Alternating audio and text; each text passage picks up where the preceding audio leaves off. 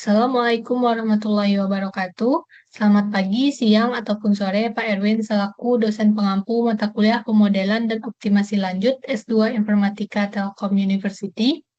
Di sini saya dan tim akan mempresentasikan terkait tugas besar CLO semester ganjil 2025 dan 2026, di mana anggota kelompok kami yaitu Mas Muhammad Hafiz, Mas Renaldi Panjiwebowo, dan saya sendiri Rizna Zahira. Untuk tugas ini, saya mengerjakan soal nomor satu, di mana soal nomor satu yaitu diberikan sebuah fungsi dua variabel sebagai berikut.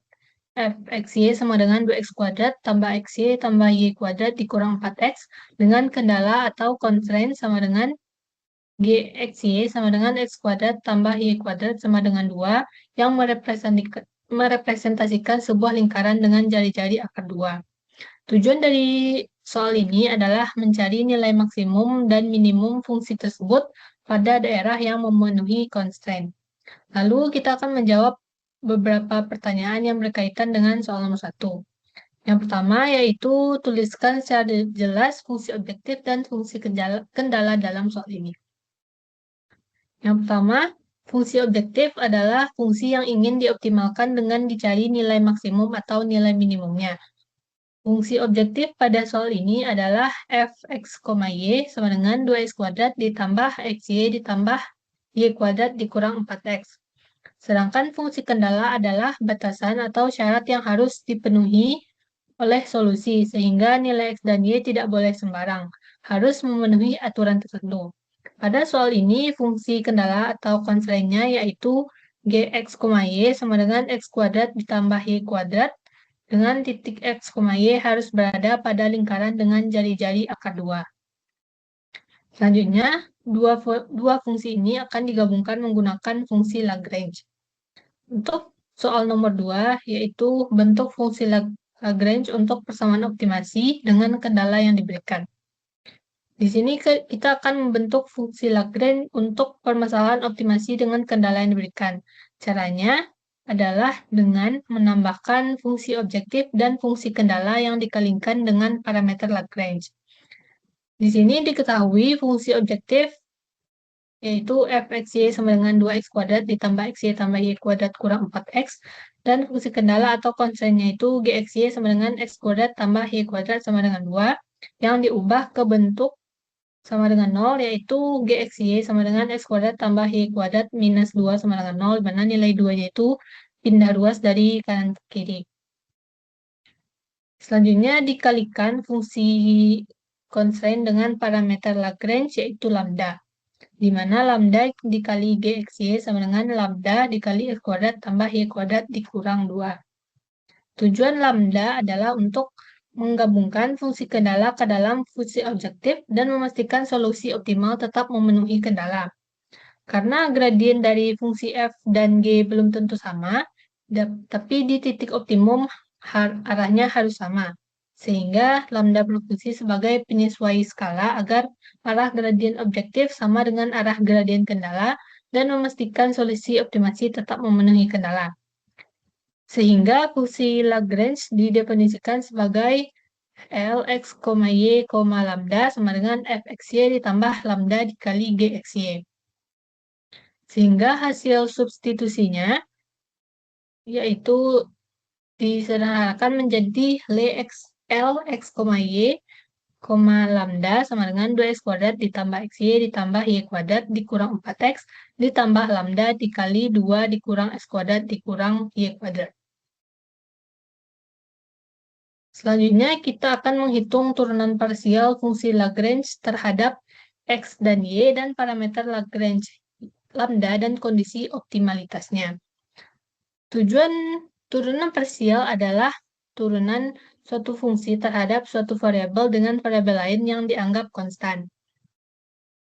Kita akan menghitung turunan parsial terhadap x, y, dan lambda, di mana turunan terhadap x yaitu 4x tambah y dikurang 4 dikurang 2 lambda x, dan turunan terhadap y adalah x ditambah 2y dikurang 2 lambda y, dan turunan terhadap lambda adalah 2 dikurang x kuadrat dikurang y kuadrat.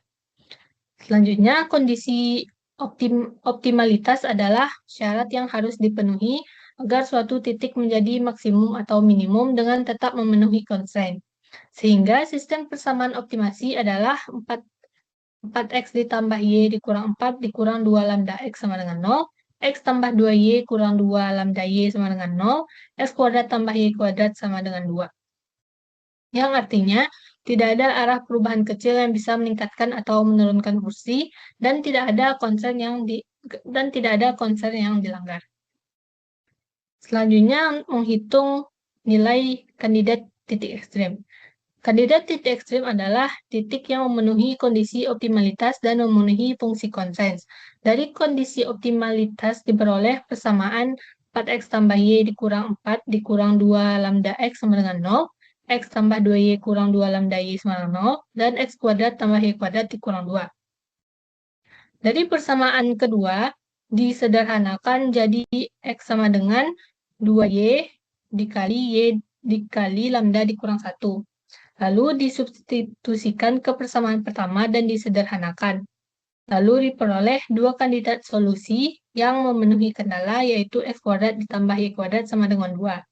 Dan diperoleh dua titik kandidat, yaitu dua kandidat titik ekstrim, yaitu akar 2,0 dan minus akar 2,0. Dan yang terakhir adalah mengevaluasi nilai fungsi objektif. Evaluasi nilai fungsi objektif adalah langkah untuk menghitung nilai fungsi objektif pada setiap kandidat titik ekstrim yang telah diproses. Tujuannya adalah untuk menentukan titik mana yang menghasilkan nilai maksimum dan nilai minimum. Fungsi objektif dievaluasi pada kandidat titik ekstrim. Yang pertama yaitu evaluasi pada akar 2,0, di mana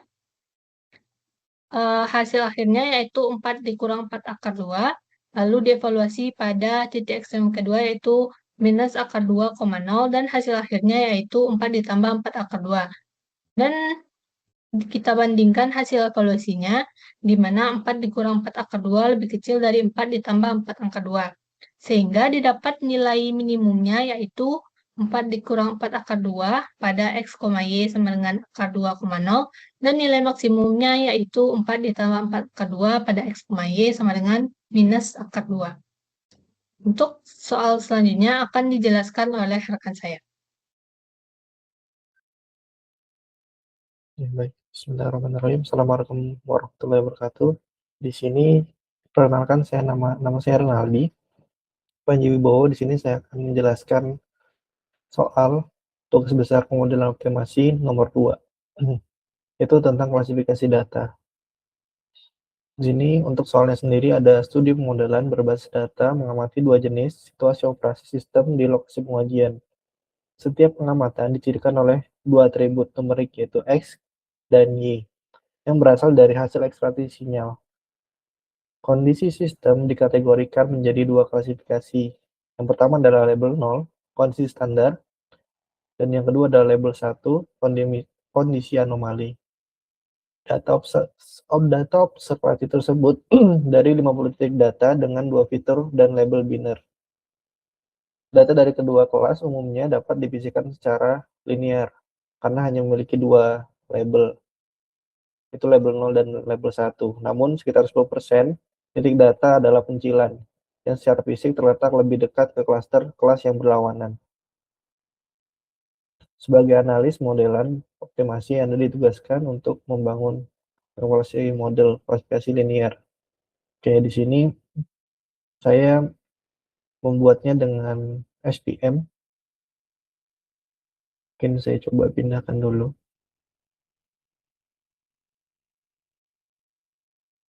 Ya, sudah terlihat. Di sini sudah terlihat visualisasinya, di mana kelas biru ini terlihat, atau kelas 0 membentuk klaster di kiri bawah.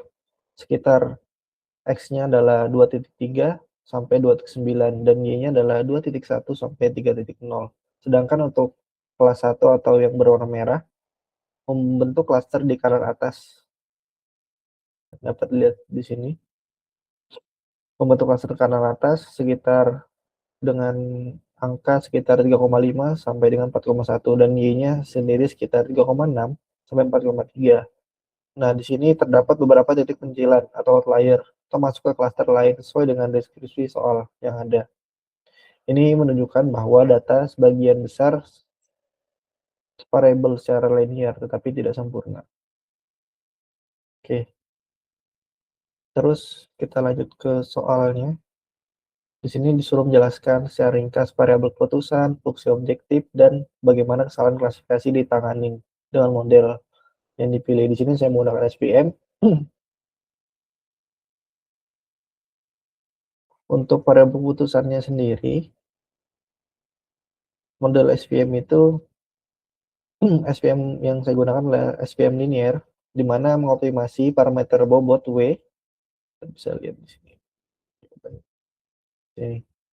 Mengoptimasi parameter bobot W dan B untuk bias yang membentuk fungsi keputusan fx w t x plus b sebagai batas pemisah antar kelas, dimana untuk membentuk garis. Fungsi objektif yang digunakan bertujuan untuk mencari hyperplane dengan margin maksimum sekaligus meminimalkan kesalahan klasifikasi melalui persamaan berikut. Terus untuk menangani adanya data yang sulit dipisahkan secara sempurna, model menerapkan konsep fault margin yang memperbolehkan beberapa titik data berada di sisi salah dari hyperplane. Besarnya toleransi sendiri diatur oleh parameter C untuk SPM, sehingga model tetap mampu bekerja dengan baik meskipun terdapat data pencilan. Ini kita dapat lihat hyperplane yang di bentuk garisnya. Walaupun di sini ada beberapa pencilan.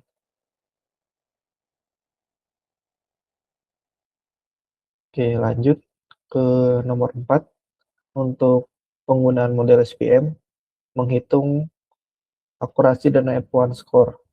Dan mengapa nilai akurasi dan F1 score itu berbeda, dan metrik mana yang lebih relevan untuk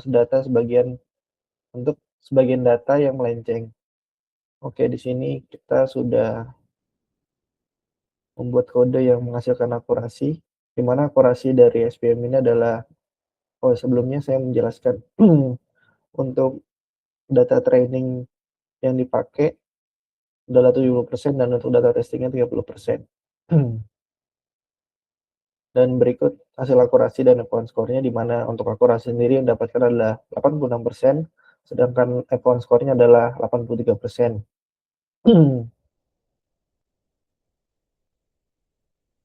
Hal ini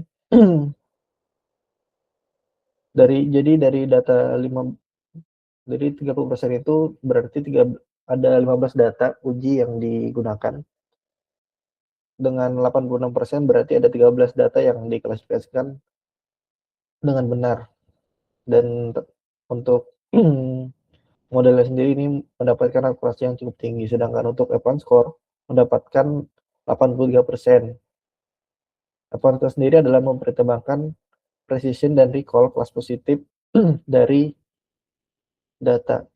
Nilai ini lebih sedikit rendah daripada akurasi karena model precision kelas 1 atau label 1 sama dengan 1 semua yang diprediksi anomali benar-benar anomali. Sedangkan recall kelas 1 adalah sama dengan 0,71, di mana sekitar 20% data anomali gagal terdeteksi atau biasa disebut false negatif.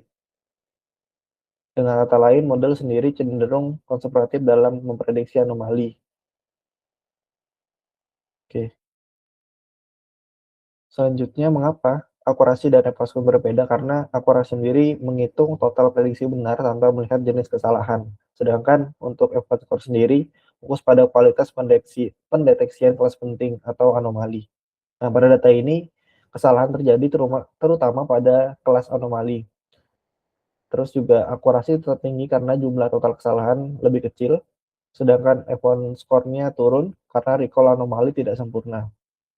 Nah, sedangkan untuk menjawab pertanyaan selanjutnya, metrik mana yang lebih relevan untuk kasus ini, yaitu adalah F1 score, karena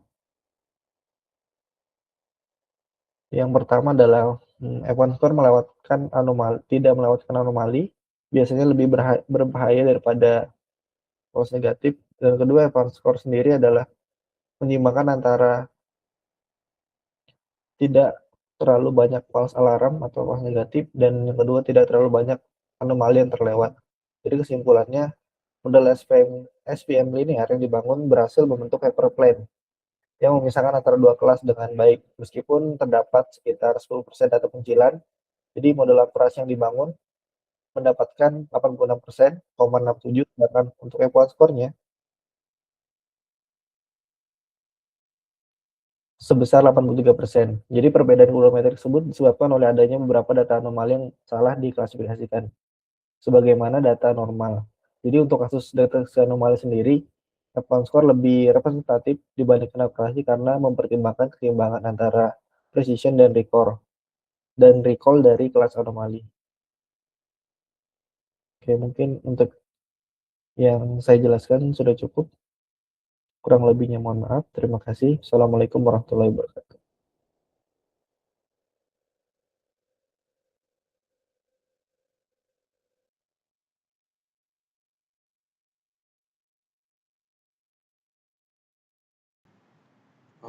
Oke, ya, assalamualaikum warahmatullahi wabarakatuh. Uh, Kali ini saya akan melanjutkan presentasi dari Mas Renaldi. Untuk kali ini saya akan membahas tentang genetic algorithm. Jadi dari sumber data yang telah kita dapatkan, di sini saya membangun model genetic algorithm, sedangkan Mas Renaldi membangun model SVM atau super vector machine. Nah, di sini dapat kita lihat bahwa hasil dari akurasi menggunakan GA atau genetic algorithm itu memiliki hasil akurasi yang cukup tinggi di angka 90 dan F1 score ada di 0,88. Ini cukup baik ya jika dibandingkan dengan model SVM di mana akurasi itu di 0,86 dan F1 score di 0,83. Nah, dan di sini tetap memiliki perbedaan ya. SVM itu menggunakan data trainnya 70% dan data testnya 30%, sedangkan saya sini menggunakan data training sebesar 80% dan testingnya 20% untuk genetic algorithm. Oke, kita langsung masuk ke code-nya. Nah, untuk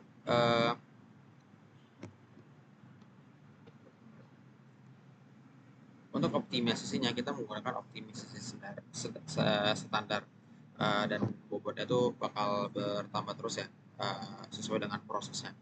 Nah, di sini dapat kita lihat bahwa kita berhasil mendapatkan nilai akurasi sebesar 0,9 dan F1 score-nya 0,88.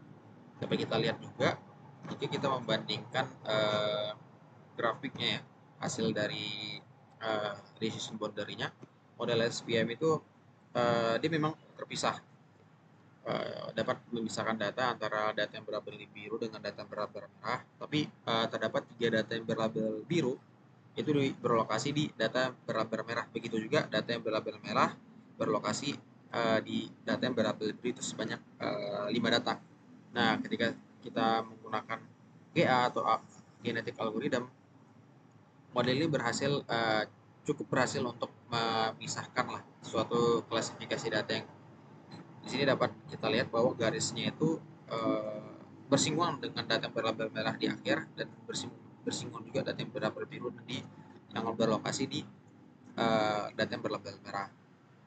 Dan hasil dari model GA ini atau genetic algorithm ini telah dilakukan untuk akurasi dilakukan 10 data uji dan 9 diklasifikasikan dengan benar.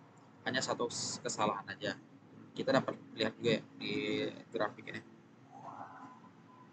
Terus untuk metrik yang cocok itu sebenarnya kita bisa ngelihat dari F1 score, karena F1 score ini contoh di precision kelas 1 semua yang diprediksi anomali, benar-benar anomali. Model tidak menghasilkan false positif sama sekali, menunjukkan koefisien yang tinggi ketika memprediksi anomali. Dan recall kelas 0,8 sekitar 20% data anomali yang gagal terdeteksi. 1 dari 5 anomali tidak terdeteksi. Terdapat 1 false negatif di mana 1 titik anomali terprediksi sebagai normal. Dan jika kita bandingkan kelas 0 dan kelas 1 itu ada di sini. kelas 0 dengan precision 0,83 dan recall dengan 1 dan F1 scroll 0,91, model berhasil mendeteksi semua data normal secara atau recall secara sempurna. Yang kedua, namun ada satu anomali yang salah diprediksi dengan normal atau false negatif sehingga precision sedikit menurun. Kita dapat lihat ada di sini. Dan yang kelas 1 anomali precision 1 hasilnya model sangat presisi dan dalam memprediksi anomali, tetapi melewatkan 20% anomali yang sebenarnya ada. Itu yang di sini. Mungkin itu saja presentasi dari saya karena saya melanjutkan untuk model yang generated algorithm. Terima kasih, semoga yang ilmu yang kami sampaikan bermanfaat. Assalamualaikum warahmatullahi wabarakatuh.